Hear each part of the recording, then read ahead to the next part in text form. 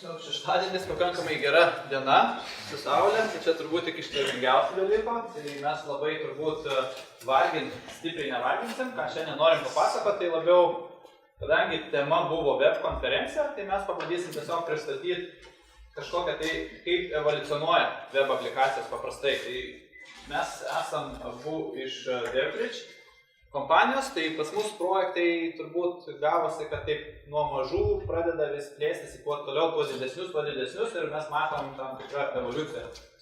Tai pabandysim tokį labai high level tokį pereiti ir papasakoti iš tikrųjų, į kur daugmaž tas visas webas ir taikosi. Tai jeigu žiūrėti iš agendos, tai mes tiesiog pabandysim pereiti kažkiek tai tokio norim biškį istorijos parodyti, galbūt kažkokių įdomesnių faktų apie skaičius, apie aplamai kaip webas vystosi ir pereiti tiesiog visas tokias evoliucijas. Nuo monolitinės iki tikrai kompleksinės, kokios dabar didelės kompanijos naudoja, mikroservisų architektūros aplikacijas. Na ir paskui, jeigu kažkokių klausimų kils, tai galėsim mes tiesiog pasižiūrėti, pakalbėti. Tai vieną tokią įdomybę, tai pabandžiau susiieškoti, tai čia pirmas yra www puslapis. Tai yra CERN-o pirmas ir jisai dar dabar pas juos ten gyvuoja, bet taip atrodė realiai, kai CERN-as nusprendė, kad jie nori pasidaryti protokolą, su kuriuo galės bendrauti ir dalintis dokumentais. Tai pagrindinis drive'as buvo galimybė moksliniais dokumentais šėrintis. Ir jie įkūrė ten tą World Wide Web konsorciumą ir sudėjo čia visus tos tokius dalykus. Ir dabar Gediminas kažkiek pereis. Jo, kaip kolega minėjo, kad World Wide Web atsirado apie 90-89 metus. Dar gal keletą tokių faktų noriu paminėti, kad iš esmės webą galima suskirstyti tokias dvi grupės, tai yra transportation dalį ir tokia turtinga galima turinį sakyti, tai transportation tai yra TCP, HTTP. Pavyzdžiui, TCP pradėtas adaptuoti yra 82 metais, HTTP 1.1, kurį mes iki šiol naudojam, 20 metų praėję buvo standartizuota 97. Tai šita dalis, kaip matot, visiškai beveik nekintanti atkurį laikai. Kita dalis yra turinys. To turinio formas labai dramatiškai, bet palaipsniui kinta. Kas tokie pagrindiniai dalykai, kas labiausiai naudoja kuriant web aplikacijas, tai yra JavaScript, HTML, CSS. Jie atsirado irgi gan senokai, JavaScript, CSS 96. HTML atsirado nuo pat pradžių, bet pirmas standarto pasiūlymas buvo užfiksuota 99. Ir iš esmės HTML4 dar iki šiol plačiai naudojamas. Yra toks kaip pagrindinis standartas ir kažkokie tokie atnaujinimai buvo nešti HTML5, kuris realiai, kaip matote, tik tai prieš porą metų buvo toks kaip pasiūlymas priimtas. Kas dar iš įdomybių, tai asinchroniniai callsai atsirado 99, bet užtruko 6-7 metus, kol industrijai pradėjo jos naudoti. Buvo toksai pirmas, kuris pradėjo naudoti, buvo Google, tai jų servisai, Gmail, Google Maps. Dar keletas faktų, dabar norėjau dar įtraukiam tokias pagrindinės metrikas, tai yra duomenų srautai bei vartotojų skaičius. Manau, kad šitos pagrindinės metrikos stipriausiai verčia evoliucionuoti web aplikacijas, nes su standartiniam priemonėm tu nebegali apdoroti didelio vartotojų skaičiaus ar priimti didelio duomenų srautų. Kaip iš statistikos matom, kad ypač paskutiniais metais drastiškai didėja duomenų srautas persiunčiamas per tinklus. Kas iš vartotojų skaičiaus beveik pusę populiacijos naudoja webą. Taigi, ką mes bandysim padaryti šiandien, tai iš tikrųjų pabandysim pasimti tiesiog nuo paprastos architektūros aplikaciją ir pabandyti tokias kategorijas išskirti. Tiesiog, kiek yra vartotojų, pabandyti jas tiesiog, kurios dalis vertė tą aplikacijos architektūrą keistis ir kodėl, ir kurios dalis į kokias keičiasi. Tai yra nuo visiškai paprasto, kuris, kaip pradžioj rodžiau, puslapis yra visiškai tiesiog duomenim atvaizduot. Dabar mes žinom, kad tos aplikacijos yra ne tik ant visų prietaisų, bet ir tas vadinamas user interactive dalis visa yra ant browserio. Tai čia turbūt ne visas mes išrinkom, bet tokias pagrindinės. Tai mes apsibrėžim, kad vartotojų kiekis, duomenų kiekis koks pereina. Iš karto atsirado uptime'as. Uptime'as tai yra kiek jinai veikia, kaip veikia, kiek būna jinai iš vis kada išjungta ir panašiai. Greitis, paskui atsparumas, pavyzdžiui, trikdžiam, gali būti įvairiai, kuo didesnė aplikacija, kuo daugiau vartotojų naudoja, net ir cloud servisai gali kartais neveikti. Tai kaip padaryti, kad per kelis cloud servisus sudėlioti, kad nebūtų to downtime'o. Ir yra kita dalis tokia gal labiau mistiška, feature to market, tai yra kiek greitai galima kažkokią tai biznio dalį iš tikro išpušinti į live sistemą. Tai yra daug įmonių realiai šitoj vietoj tikrai turi daug problemų ir ilgai užtrunka tos dalykus, bet konkurencija verčia irgi keisti architektūras, kad būtų kuo greičiau įmanoma tą padaryti. Ir sudėtingumas. Tai yra sudėtingumas, jeigu taip jau drąsiai žiūrėti, jisai tik didėja. Tai yra, kuo tu nori daugiau vartotojų, kuo daugiau duomenų persukti, tai tas sudėtingumas didėja. Tai turbūt gal pradėsiu aš nuo visiškai paprastos. Čia biškai mes įdėjom tą data storage'ą. Tai yra tiesiog visiškai paprasta aplikacija, kuri tiesiog jum pateikia kažkokią duomenis. Paprastai tai yra browseris, vadinama monolitinė aplikacija, turbūt mažosiuose projektuose turbūt labiausiai čia yra paplitęs toks dalykas. Tai yra naudojama tipiškai koks nors PHP paimamas, MySQL'as apačioj. Ir tiesiog ta tokia aplikacija, realiai viskas daroma ant serverio yra, serveris surenderina visą tą kontentą, tai yra paruošia, nusiunčia į klientą, klientas realiai tik tai nupiešia jį. Ir viskas vienoje vietoje, tai yra nėra kažkokių tai išdistribuotintų dalykų, tu į vieną serverį įdėjai, įjungi internetą, visi prisijungia tau per IP adresą ir gali naudoti tavo aplikaciją. Tai yra, jeigu žiūrėti tipiškai, tai gali būti SMS-ai, gali būti maži e-commerce'ai, gali būti blogo engine'ai, kur tikrai yra ir vartotojų, ir duomenų srautai tikrai nedideli. Jeigu taip pasižiūrėti per tą prizmę, kur mes sugalvojom, tai yra tiesiog nedidelis kiekis vartotojų, yra nedideli kiekį duomenų, daugiausia skaitimas yra, o visa kita, kadangi vienam serveriui, tai iš esmės uptime'as nėra toks svarbus, jį gali įjungti, išjungti, atnaujinti. Iš greitaveikos, tai kiek tas serveris sugeba tos greitaveikos padaryti, tiek jis ir padaro. Tokie kritiškumo didelio nėra. Tas atsparumas, tai išjungia jūsų serverį, tai išjungia. Ir kiek greitai tą galima padaryti iš tikro greitai. Tai yra tokia programa, yra pakankamai lengva padaryti, galima labai greitai ją įdiegti, kažkokių resursų sudėtingų nereikia, nes tiesiog gali vienas paprastai tas pats programuotojas tiesiog įmeta ir padaro. Ir kompleksiškumas, jeigu taip žiūrėti, tai jis yra paprastas, nes viskas yra vienoje vietoje, tikrai nesudėtinga daryti. Dabar kokie yra privalumai ir kokie yra minusai. Tai privalumas iš tikrųjų yra, tai jisai puikiausiai tinka statiniam turiniui, skirstyti jisai puikiausiai tinka. Yra visiškai kompleksijos nedaug, vienas žmogus puikiausiai, maža komanda irgi gali puikiausiai dirbti šituo. Kažkiek tai yra problemų scaling. Tai yra, jeigu norisi pasiskailinti ant didesnės kiekio, tai galima tiesiog kopijų pridaryti, bet tada problemas, jeigu bent kiek įrašo duomenų, tai iš karto atsiranda tokios problemas nedidelės. Ir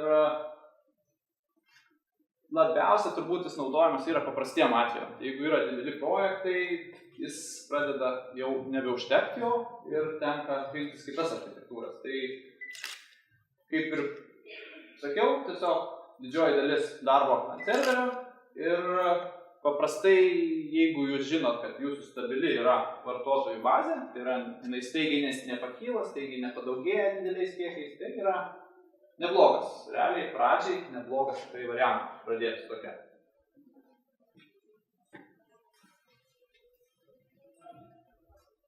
Dabar, kas atsitinka vėliau?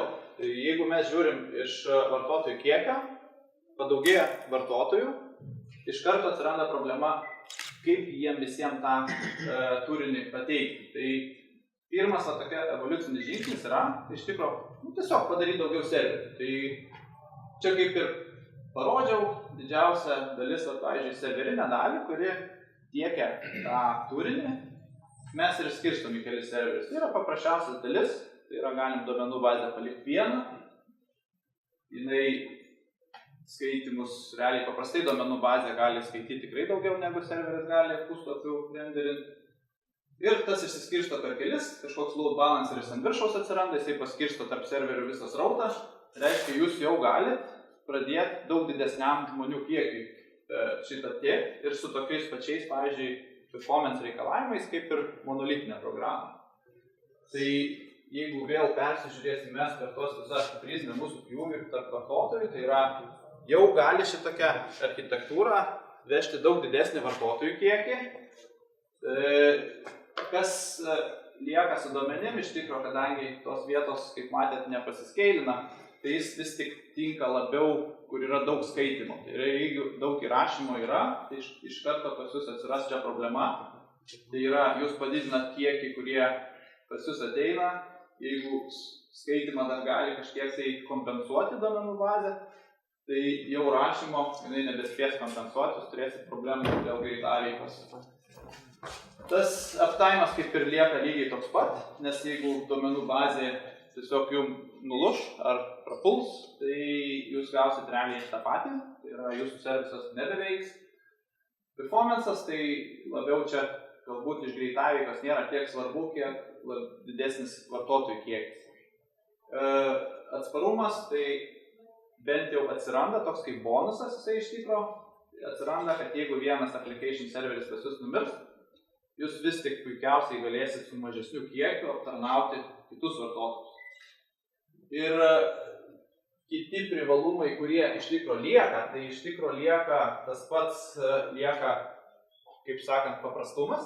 Jisai sudėtingumas padidėja ne tiek daug, nes pas jūs tiesiog atsiranda kažkiek tai daugiau managemento tiem serveriam, bet visa architektūra iš esmės jūs galite paimti esamą aplikaciją, pakankamai lengvai išskeilinti ją į didesnį kiekį. Tai tokie ir yra pagrindiniai privalumai, kad nereikia jums kažkaip visos sistemos rearchitektinti, jeigu kurią turit. Tai yra, kompleksiškumas išlieka taip kaip ir monolitinės aplikacijos, nieko ten ypatingo nepasikeičia. Galbūt nedaug yra deploymento managementas tas sudėtingesnis. Ir minusas, kuris atsiranda, tai yra, kad duomenų bazė pas jūs toje vietoje nedidėja. Tai reiškia, jūs padidinot vartotojų kiekį ant aplikacijos serviso, bet jeigu turėsit duomenų, čia jau gali atsirasti problema. Kita problema yra, kad vis tik dar serveris, visą darbą atvaizdavimą, jeigu žiūrite iš frontendo pusės, tai viską sugeneruoja serveris. Tai yra klientas tik tai atvaizduoti. Kas vyksta toliau? Kaip minėjau, prieš tai buvusios schemos didžiausia bėda buvo duomenų bazė, kad fiziškai buvo vienas serveris ir jeigu tą serverą netenkat, sugenda kažkokie trikdžiai, kaip ir jūsų sistema nustoja veikti. Koks yra sprendimas, tai yra fiziškai turėti daugiau duomenų serverių, kur jūs laikytumėt duomenis. Yra gal keletas netgi būdų, kaip tie duomenys galėtų būti laikomi. Tai yra vienas yra pats paprastesnis variantas, tai yra replikavimas, kada jūs turit kažkokį pagrindinį duomenų serverį ir paleidžiate dar papildomų duomenų serverį, kur darote duomenų kopijas. Ką tai duoda, tai fiziškai jūs galite rašyti į vieną serverį, bet jau galite skaityti iš visų serverių. Daryti kažkokias ataskaitas ar aptarnauti didesnį vartotojų skaičių. Kitas būdas tai yra vadinamas shardingas. kada fiziškai jūs savo duomenų visą setą susiskirstumėte į tam tikras grupės ir kiekvienas serveris yra atsakingas už tą aptarnauja tam tikrą duomenų grupę. Ką tai pasiekiame, tai mes šiuo būdu galime ne tik tai daug skaityti, bet tuo momentu galime ir daug rašyti. Dar koks papildomas dažniausiai šardinimas yra naudojamas su replikavimu kartu tam, kad užtikrinti sistemos gyvybingumą. Bet dar atsiranda toks vienas trūkumėlis ar sunkumas. Iš esmės, kai buvo pirmi modifikacijos, tos buvo pakankamai lengvos nueiti nuo monolitinės programos, leisti daugiau ant serverių. Šitas perėjimas pasidaro pakankamai sudėtingas, nes jūs jau turite stipriai savo duomenų sluoksnėje programoje keisti bendravimą su duomenų baze, nes pasikeičia principas, kaip jūs duomenys skaitote, kaip juos rašote. Taip pat dar atsiranda toks dalykas šitoj vietai stipresnis žaidėjas, tai yra NoSQL duomenų bazės, kurios paprastai tokius dalykus kaip replikavimą, shardingą turi jau nuo pat pradžių ir jau jos būna suprojektuotos. Jeigu jūs bandote tą daryti su releciniam duomenų bazėm, tai gali būti turėsite daugiau iššūkių, taip paprastai sakant. Tai va dar peržiūrėt per tą mūsų metrikų prizmę, tai ką mes pasiekime, tai mes jau galime turėti labai didelį vartotojų skaičių, turėti labai didelius duomenų kiekius, tai pradeda priklausyti nuo fizinio serverių kiekio. Ta vadinama uptime jau daugmaž galime sakyti, kad serveriai gali veikti be pertraukimo. Skyrus tam tikros situacijos, jeigu jūs naudojate kažkas relacinės duomenų bazės, tai gali turėti trikdžių visokie duomenų transformavimai, dar kažkas toks iš praktikos. Dėl performance, manyčiau, kad šiuo atveju kaip ir nenukenčia niekas. Dėl atsparumo šiuo atveju jų sistema yra atspari tam tikram serverių netekimui, tai yra jau šiuo atveju gali ir duomenų bazės serveris būti nepasiekiamas ar web aplikacijos. Šito viso pasekoje, kas atsitinka, tai automatiškai didėja sudėtingumas ir atsiranda tam tikrų dalykų, kad jau yra sunkiau įtraukti naują funkcionalumą. Plius sudėtingėja visa infrastruktūros priežiūra ir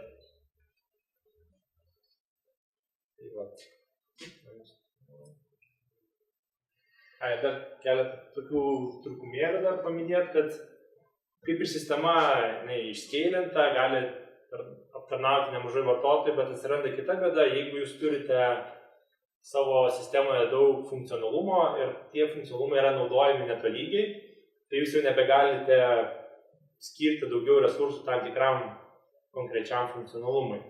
Ir kita bėda atsiranda, kad funkcionalumai vienas kitą labai stipriai įtakoja ir, sakykime, kažkokio lūžimo atveju tas defektas kaip ir pasiskeilina labai tvarkingai per visą klasterį ir gali viskas nustoti veikti. Ir taip pat nėra visiškai optimaliai išnaudojami jūsų visi turimi resursai. Yra dar kitas, kai mes prieš tai kalbėjome, mes daugiau koncentravomės apie būtent tą vadinamą backend dalį, kaip paskeilinti, tai yra kaip daugiau apdaroti duomenų, kaip juos išsaugoti, bet kaip ir nekalbėjom nieko apie vartotojo sąsają. Prieš tai buvo viskas generuojama UI, bet jeigu jūs turite daug vartotojų, šiuo metu, kaip visi nori daugiau interaktyvumo, nori daugiau įvairių notifikacijų, pranešimų, nenori niekas, sakykime, laukti ar matyti fiziškai, kol jūsų persikrauna naršyklė, turėti įtakos, tai turi įtakos ir tinklų greitis. Yra vienas iš tokių kaip ir sprendimų, tai yra pradėti kurti vadinamas single page web applications. Ko jos ypatingos, tai kad fiziškai jos pradeda elgtis panašiai kaip desktop applications. Tai reiškia, jūs turite naršyklę, į tą naršyklę užsikraunamas visas turinys ir jinai veikia nepriklausomai nuo neturi tiesioginio priklausomumo nuo serverio. Tai yra duomenys visi yra siunčiami per API, tai yra toks kaip ir naujas komponentas atsirandantis API dalykas. Tai plus tokie dalykai, kad jau kadangi yra atskiriama vartotojo sąsaja, tai dažniausiai netgi yra, kaip anksčiau būdavo monolitinėse sistemose, tai būdavo duomenys sukerkiami su vizualinė dalim. Šiuo atveju to nebelieka ir pagerėjęs visos sistemos atskirtinumą. Galima jau netgi vartotojo sąsają kurti atskirai ir nepriklausomai nuo backendo. Galime visokias versionavimo. Tai šitas kaip ir kažkokio didelio dėl vartotojų ar duomenų skaičiaus ar uptime labai didelis įtakos neturi. Nebent tai, kad kai jūs turite single page application, yra atsparesnė, sakykime, kažkokiem trumpalaikiams serverio trikdžiams, nes vartotojo sąsaja gali, kaip sakant, apdoroti ten kažkokius trikdžius. Pavyzdžiui, vienas iš tokių paternų būtų retry, kada sistema gali kelis kartus pabandyti kviesti serverį. Jeigu turinys yra generuojamas server-side, tai kažkokiem trūkiamis paprasčiausiai atgausit kokią nors 500 ar not found klaidą. Su atsparumu tai yra tas pats panašiai kaip prieš tai buvusios sistemos. Šiuo atveju mes kaip ir gaunam geresnį user experience, bet problema, kad vis dėlto sistemos bendras sudėtingumas vis auga. Ir gal po naujų feature funkcionalumai išstumimas į productionais realiai lieka panašus.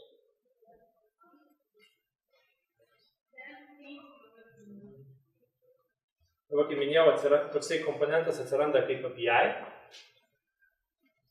Tas mūsų API leidžia mums sistemai turėti moduliavimą. Ir toks kaip šalutinis, nešalutinis poveikis atsiranda tame, kad mes galime pradėti API naudoti ir kitiem paskirtiem, ne tik tai web contento arba web naršyklės aptarnavimui, bet šie gali atsirasti visokios mobilios aplikacijos, planšetės argi netgi trečios šalies servisai, kurie jūsų servisą naudoja kažkokiai jų tam tikrai veiklai. Arba netgi gali nepriklausomas kažkoks kūrėjas daryti vartotojo sąsają ant jūsų servisų ir neįtakojamos nuo jūsų tiesiog. Taigi paskutinis, realiai, jeigu taip žiūrėt ir paėmus turbūt bet kurią didesnę sistemą, kuri dabar yra, ar Netflixą paimt, ar Twitterį, ar Facebooką ir panašiai, jau jie pereina į sekantį, kaip sakant, lygį. Jeigu prieš tai mes kalbėjom maždaug apie service oriented architecture gal viduj, tai pradeda toks, turbūt dabar yra buzzwordas, microservices vadinasi. Tai yra ne tiek, aš sakyčiau, daug nutolęs nuo service oriented, gal labiau tik tai pasikeitęs požiūris, kas tas servisas yra, pasidarė. Tai jeigu žiūrint iš web aplikacijos, tai dabar, taip žiūrės, Netflixas turbūt užima vos ne 80% piko laikų Amerikoje trafiko viso bandwidtho. Tai jau tos paprastos sistemos, kurios buvo, jau jos nebeišeina jiems jų naudot ir jos nebeišeina realiai jų scaling taip efektyviai, kaip atrodytų. Kas dabar darosi, visi pradeda skaičiuoti realiai laiku pinigus. Tai yra, kadangi daug virtualizacijos atsirado, yra viskas virtualu, galima labai turbūt lengvai visus neefektyvumus padauginti tiesiog iš to laiko, kiek jis trunka ir pinigus gauti. Jie turi po 10 000 serverių, tai tas, kaip sakant, labai greitai įsiskailina į pakankamai didelius pinigus. Todėl yra pokytis, kad visa aplikacija yra skaidoma į smulkias dalis. Tai čia mes pridėjom spalvų, kad būtų lengviau suprasti. Tai jinai yra ne tik tai frontende pasiskirsto, bet jinai pasiskirsto ir backende. Tai yra, jeigu mes kalbėjom prieš tai apie API, kuris kažkokią tai funkcionalumą tiekia iš serviso, tai dabar tas API visiškai išskysta. Jisai gaunasi, kiekviena dalis gali būti net jūsų puslapyje tam tikra dalis ir iš tikro kviečia visai kitus mikroservisus. Tai yra, jie gali būti išsimėtę pas jūs, gali būti services, software as a service, ten iš tikro gali įvairiai būti, iš įvairių gabalų surinkta. Tai ta mikroservisų architektūra labiau jau jūs verčia tiesiog padaryti vieną funkcionalumą, konkrečiai vienas mažiukas funkcionalumas yra vienam servise, jis atsakingas tik už vieną dalį. Dar tendencija yra iš tikrųjų net ir visą duomenų bazę, tai yra ne per visus mikroservisus naudoti, o kad kiekvienas mikroservisas turėtų tik tiek duomenų, kiek jam reikia. Tai yra daug lengvesnis skalinimas, daug lengvesnis, pavyzdžiui, jeigu jūs turit funkcionalumo pakankamai daug API, bet, pavyzdžiui, jūsų search'as stabdo, tai jūs galite skalinti vieną search'ą tik tai. Tai yra versionavimas atsiranda didelė problema, iš tikro komplikacija atsiranda iš tikro deployinant tos servisus. Tai yra labai daug infrastruktūros reikia, vien tik tai, kad sugebėt palaikyti juos. Tai yra, jeigu jinai gera, juos kept lengva, bet jeigu jos neturi, tai tikrai bus daug problemų. Tai jeigu taip žiūrėt, tai praktiškai jisai tokį leidžia nelimituotą vartotojų, kiek jums virtualiai išeis prikurt, tiek jūs galėsite ant jų ir daryti. Tai yra, net visas lėris uždeda jums, kaip sakant, virtualų tinklą. Tai yra, gali būti išmėtyti visi servisai tarp cloudų, nebūtinai vienam cloud'e gali būti daug įvairių. Duomenų kiekiai tikrai labai dideli yra. Uptime'as tikrai gali būti labai didelis, yra specialus dar sistemos, kurios vadinasi experience degradation'as, tai yra, jeigu kažkuris mikroservisas neveikia, tai jisai tiesiog pakartoja prieš tai gautą rezultatą, tai galima vartotojai kaip ir sudaryti tokį įspūdį, kad sistema veikia, bet jinai kažkuriuose vietose jau praktiškai nepilną rezultatą grąžina. Tai yra SLAs, tai yra kur reikalingi tikrai fiksuoti laikai, per kurį laiką turi atsakyti jums. Tos sistemos, pavyzdžiui, kaip Nasdaq'o ar panašiai, tai jos reikalauja, kad tie atsakymai būtų iš karto patiekiami, o ne po kažkiek tai laiko. Jisai globaliai paskirstyti būna, paprastai vartotojų bazė būna labai didelė, jinai visose, kaip sakant, laiko juostose, tai kaip ir tokio downtime'o jūs nebeturit iš vis. Ir ką aš jau sakiau, kad į feature'ą, pavyzdžiui, į marketą įdiegimas yra pakankamai lengvas, jeigu infrastruktūra sutvarkyta. Tai yra, jeigu jūs turit tikrai continuous deployment ir viską, tą mikroservisą patį padaryti yra lengva, nes jūs operuojat mažų funkcionalumų. Tai yra, jums nereikia žiūrėti, ar jūs ten įtakosit, neįtakosit, ką nors jūs paimat, pavyzdžiui, Docker containerį įmetat, jisai jau veikia, į frontendą įdėjęs feature'į, tie visi A/B testingai yra, kur gali tam tikram procentui vartotojų, pavyzdžiui, tam tikrą feature įjungti ir pasižiūrėti, ar jisai geriau priimamas ar prasčiau. Kas čia iš tikro problema, kur atsiranda, tai iš tikro kompleksiškumas labai stipriai padidėja. Tai jeigu taip apibendrint, tai bet kurią dalį jūs galite skailinti nepriklausomai, visiškai gali didesnis, mažesnis būti vienam tinkle, kitam tinkle. Visi servisai iš tikro tarpusavį nesusiję, kiek įmanoma, būna nesusiję, jie gali viens kitą kviesti, bet paprastai funkcionalumų jie nesusiję yra. Vienas mikroservisas, vienam tik tai dalykui, lengva versijas naujas dėti, lengva pakeisti, lengva tiesiog pasvičinti. Dabar turbūt pats didžiausias, kas eina, tai yra Docker konteineriai, ant Kubernetes klasterio gali suktis ir tokį pasidaręs pilną infrastruktūrą, lengva iš tikro tą aplikaciją ir paskeilinti ir padaryti. Kas dar duoda, tai iš tikro technologijos nepriklausomumą. Tai yra, kadangi mikroservisai mažesni, galima HTTP paprastai naudojamas kaip bendras tas busas vadinamas komunikacijos transportas, tai galite rinktis nebūtinai vienos technologijos, tai galite maišyti technologijas, vienas galite įmas daryti su Pythonu, kitas su Node, kitas galbūt net Java, iš tikrųjų tuos galima maišyti, jie yra nebepriklausomi. Ir kaip sakiau, pats didžiausias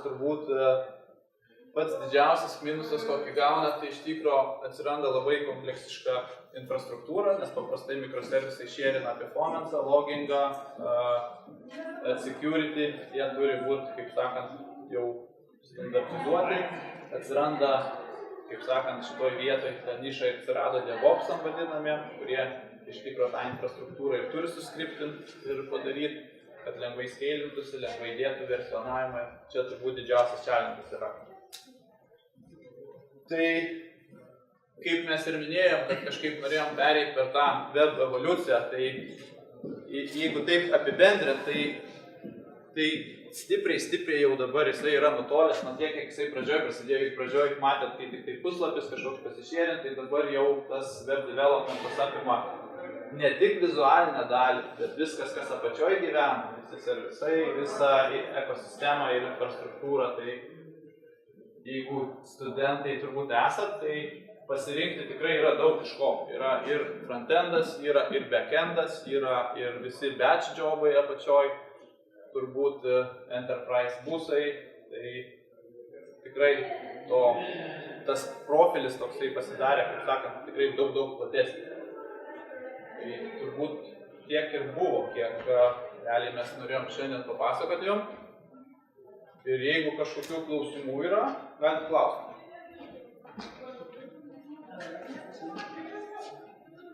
Labai prasveitisų pastebėjimą, kad pradedau atsikast šiek tiek. Mikroservisų dėl to, kad nepapa labai didelės problemos. Su mikroservisais atsikast galima labai greitai, jeigu nežinai, ką darai. Iš tikro, kaip sako, niekada nepradėkit iš karto nuo mikroservisų, nes tikrai bus problemų. Geriau pradėti nuo monolitinės sistemos, paskui ją draskyti. Bet atsiranda ir solutionų, kaip tos mikroservisus labiau. Tai yra API gateway tokie dalykai yra, kurie sugeba konsoliduoti requestą, pavyzdžiui, į serverį, jie konsoliduoja, paskui API gateway'us išmėto į visus, toks jisai kaip abstrakcijos layeris gaunas. Jis išmėto į atitinkamus mikroservisus, paskui surenka vėl viską atgal ir grąžina kaip vieną requestą, tai jis kažkiek sprendžia tą networko problemą. Ne visai. API gateway'us tai jisai toksai lightweight layeris, kur tu realiai abstraktini savo mikroservisų interfeisus, abstraktini vienu, o jisai paima vienu, išmėto į visus, surenka atgal ir tau grąžina atgal.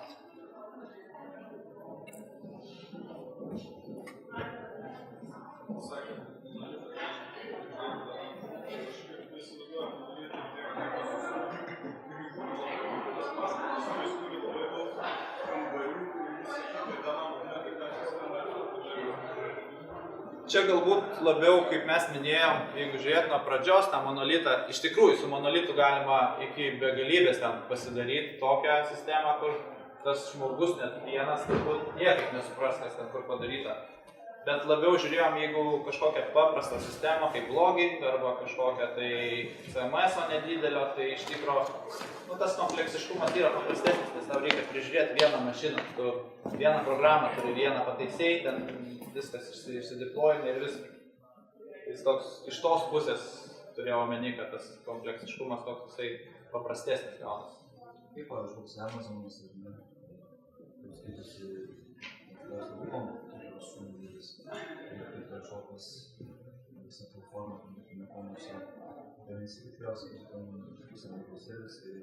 Ten pas juos Amazonas pats sukasi ant savo cloud OS-o, tai automatiškai visas tas funkcionalumas, kurie jie tiekia kitiem, jie naudoja ir savo reikmėm. Tai pas juos jau didžioji turbūt nei vienas įmonė neturi taip, kad viskas mikroservisas ir tikrai idealiai. Jeigu ten turbūt pasižiūrėti per tiek metų, ten turėtų visko būti iš vidaus žiūrint. Bet didžiąją dalį, tai jeigu pasižiūrėsi, tikrai restinis ir visai yra pakankamai jie siauros nišos ir akivaizdžiai matos, kad tas atsakingas už tas atsakingas už tą. Ten tą splitina jie visi. O dar kad yra netgi versija, kurios vietose, kad iš kliento paimama dalis ir naudojamas kontentas serverį ir tuodama informacijas, tas tiesiog būtų neužkraut klientą, padaryti performance atžvilgiu. Iš tikro kontentas. O mažiau JavaScript būtų. JavaScript visą laiką visi bando vienaip ir kitaip išpaišyti. Tai jeigu tu gali duomenis vaikšto per API kaip duomenis, tai frontendas realiai patampa tokių tik atvaizduotojų. Tai ant to, kaip sakant, klausimas visada tu gali to JavaScript'ą prikišti tiek, kad tas puslapis tikrai atrodo baisiai, bet visi stengiasi, kuo tu daugiau juos į komponentus išskaidai, tuo lengviau to, pavyzdžiui, tą vieną komponentą ar tai improvement ir panašiai, tai tie kaip vadinami endless scrollai, tai jie tiesiog nelaudina visų duomenų, jie tik dalį rodo. Tas shadow domas, kaip reaktas naudoja, nes tai apačioj renderina, pakeičia tik tuos, kurie iš tikro pasikeitė, o neperpešia visą domą, tai yra tų tokių visokių variantų. Visi sprendžia iš tikro tas problemas, priklausomai, ką jie turi, kokią problemą. Jeigu daug prirašė skripto, tai jiems tą skriptą reikia pamažinti, tačiau čia jau ir specialistų reikalas yra, kaip jie tą darys.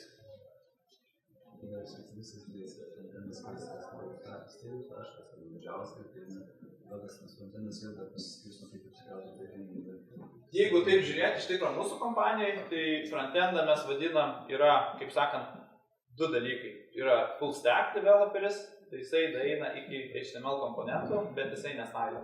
Frontenderis realiai yra tas žmogus, kuris CSS moka minimizint, optimizint visus images ir tikrai padaryti ant responsive tos pages ir visą kitą. Tai pas mus susiskaido maždaug. Jeigu žiūrėti developerį, tai jisai tikrai nebus tokio developerio, kuris sėdi tik tai JavaScript daro. Prastai jisai vis tiek turės lysti ir backendą ir daryti backendą. Toks gaunasi full stack. Jo. Pas mus, jeigu žiūrėti technologijų, yra tiesiog taip gaunasi. Jeigu tu darai ant .NET, vis tiek tau reikia pakelti viską bent jau iki komponento lygį. Jeigu Node naudojam, tai ten iš vis persipina tas backendas su frontendu, toks viskas JavaScript. Tas izomorfinis ten labiau jisai sprendžia turbūt paieškų sistemų, tas iššūkis, bet toks tiesiog gaunasi, kad tas developeris neišeina turbūt padaryti ir taip gerai specifikuoti, kad jisai galėtų, mes jums duodam tokius restinius servisus, bet jūs dabar jau galite padaryti. Teorinis modelis. Aš sakyčiau teorinis labiau, praktikoje tas gaunasi, nelauksi tu dienos arba dviejų, kol tau paims API pakeisti, nes tu pamatei, kad kažkokio profilų trūksta. Tai yra daug greičiau yra tiesiog nueiti pakeisti.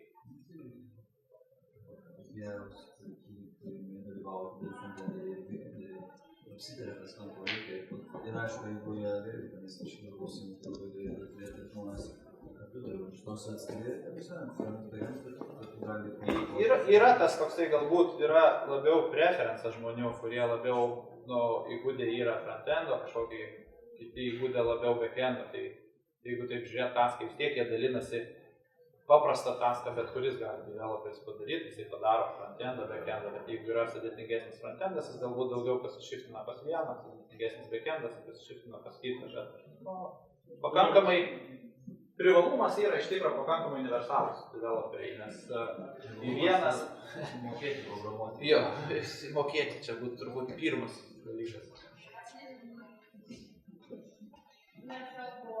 Dar kas nors? Tai būtų šiandien tiek, šeštadienis, lengva diena, saulė šviečia, kažkaip nesinori.